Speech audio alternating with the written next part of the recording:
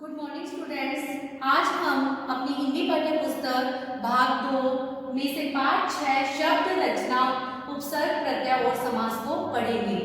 शब्द रचना, सबसे पहले आपको पता होना चाहिए कि इस पाठ का नाम जो हमारा शब्द रचना उपसर्ग प्रत्यय और समास दिया गया है, तो इसका क्या प्रारूप है, यानी कि शब्द रचना, शब्द की रचना करना।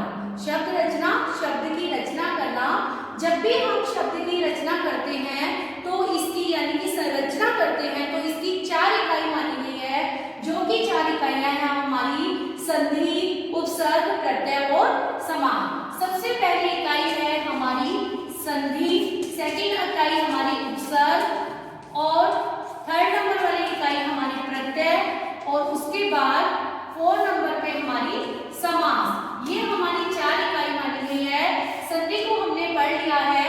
आज हम पढ़ेंगे उपसर्ग और फिर प्रत्यय और समास को भी पढ़ेंगे, लेकिन आज का जो हमारा प्रकरण है वो है उपसर्ग।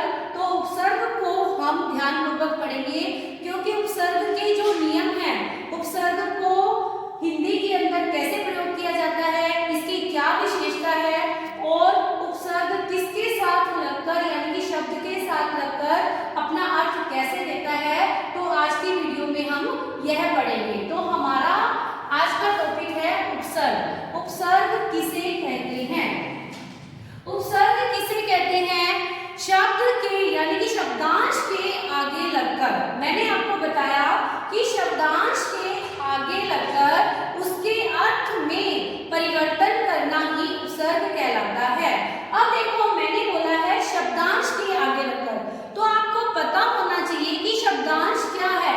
शब्दांश वह है जो कि शब्द का अंश होता है, ना कि शब्द होता है।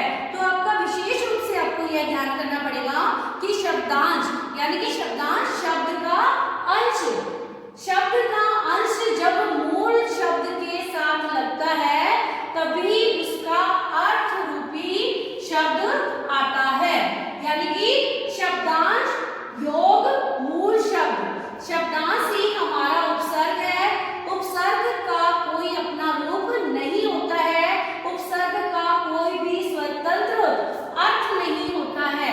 उपसर्ग का नियम ही यही है कि उपयोग सर्ग, उप का अर्थ है समीप, निकट, पास। उप का अर्थ आपको बताया गया है कि समीप, निकट, पास, और सर्ग का अर्थ है जोड़ना या भाग। दोनों को जब हम एक शब्द देते हैं तो इसका शब्द बनता है सहायक भाग। क्या अर्थ बनता है? सहायक भाग, यानी कि एक हेल्पिंग पार्ट, जो कि हमारी हिंदी में विशेष रूप से इसका प्रयोग किया जाता है। हेल्पिंग पार्ट, सहायक भाग, जो कि उपसर्ग है। अब देखो, उपसर्ग स्वयं अपने आप में परिपूर्ण नहीं होता है। उपसर्ग स्वयं अपने आप में परिपूर्ण नहीं होता है। उपसर्ग स्वतंत्र रूप में कोई अर्थ नहीं देता है, क्योंकि शब्दांश का कोई अर्थ नहीं होता है। शब्दांश शब्द का अंश, उसका कोई भी अर्थ नहीं होता है। जब वह शब्द के साथ लगता है तो उसका अर्थ वह प्रदान करता है। तो शब्दांश योग मूल शब्द के साथ लगकर ही वह अपना सही अर्थ प्रदान करता है। तो हमारी उपसर्ग की परिभाषा है कि वे शब्दांश जो किसी शब्द के आगे लगकर उसके अर्थ में परिवर्तन कर देते हैं उसे उपसर्ग कहते हैं। तो आपको यह विशेष रूप से ध्यान रखना है कि यहाँ पर कई बच्चे वे शब्द कर देते हैं तो शब्द नहीं आएगा, यहाँ शब्दांश आएगा, क्योंकि जो उपसर्ग है वे शब्द के अंश माने गए हैं। इसलिए इसकी परिभाषा में वे शब्दांश जो किसी शब्द के आगे लगकर उसके अर्थ में परिवर्तन कर देते हैं उसे उपसर्ग कहते हैं। उदाहरण से हम समझेंगे कि यह किस प्रकार से मूल शब्द के साथ लगता है और मूल शब्द क्या है। मूल शब्द आपका एक शब्द है जिसका कि मूल रूपी अर्थ निकलता हो, यानी कि मूल अर्थ निकलता हो।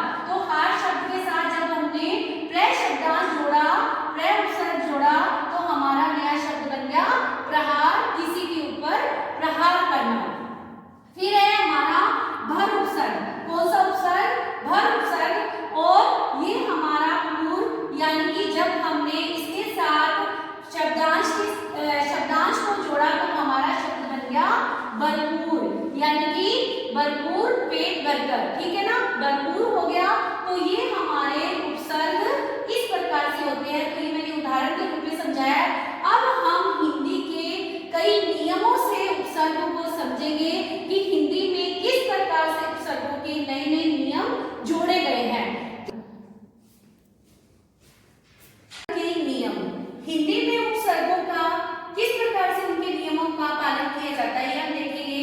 सबसे पहला उपसर्ग का नियम है शब्द के अर्थ में विशेषता लाना। क्या बताया मैंने? शब्द के अर्थ में विशेषता लाना। जैसे मैंने आपको एक उपसर्ग लिखा है यहाँ पे, प्रय उपसर्ग। कौन सा उपसर्ग? प्रय उपसर्ग। योग बल। बल क्या है? एक मूल शब्द है जिसका अर्थ होता है शक्तिशाली। जिसका अर्थ क्या हो गया? शक्तिशाली। जब हम प्रबल का पूरे शब्द का अर्थ जानते हैं तो इसका अर्थ बनता है, प्रबल का अर्थ है शक्तिशाली। और बल का क्या अर्थ होता है? शक्ति। बल का क्या अर्थ है? शक्ति। तो आप देखो शब्द के अर्थ में किस प्रकार से यह अपना विशेषता लाता है। किस प्रकार से विशेषता ला रहा है? प्रय, योग, बल। तो शब्द बना हमारा प्रबल। बल का अर्थ क्या बताया मैंने आपको? शक्ति। और जब इसके साथ प्रय उपसर्ग का प्रयोग करा गया तो ये क्या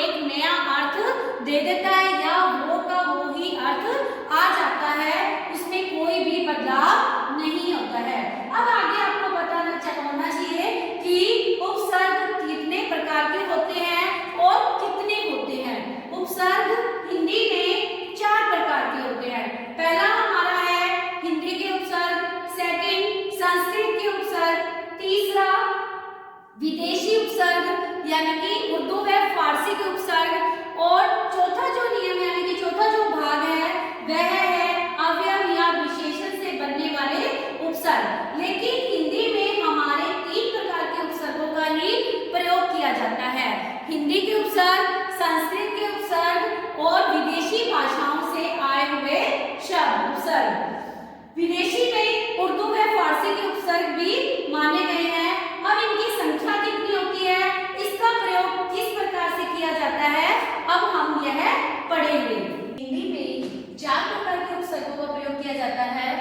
संस्कृत के उपसर्ग, हिंदी के उपसर्ग, विदेशी भाषाओं उर्दू व फारसी अंग्रेजी के उपसर्ग, अव्यय यानी कि संस्कृत के अव्यय और विशेषण के उपसर्ग। अब हम संस्कृत के उपसर्गों की संख्या बताएंगे, यानी संस्कृत के जो उपसर्गों की संख्या है उनकी होती है 22, हिंदी के भी 22, और जो हमारी विदेशी भाषाओं के उपसर्गों की संख्या है उनकी भी होती है 22। तो संस्कृत के जो उपसर्ग है ये ही हिंदी के उपसर्ग होते हैं, तभी तो हिंदी भाषा में प्रयोग किए गए हैं। संस्कृत के जो उपसर्ग है वे हिंदी भाषा के उपसर्ग भी होते हैं, क्योंकि हिंदी भाषा में संस्कृत के उपसर्गों का प्रयोग किया गया है। अब देखो उपसर्ग में जब मैंने यह शब्द जोड़ा तो यहाँ बन गया अपयश, अपमान। तो यहाँ आपको यह तो पता हो गया होगा कि मूल शब्द कौन सा है और उपसर्ग कौन सा है।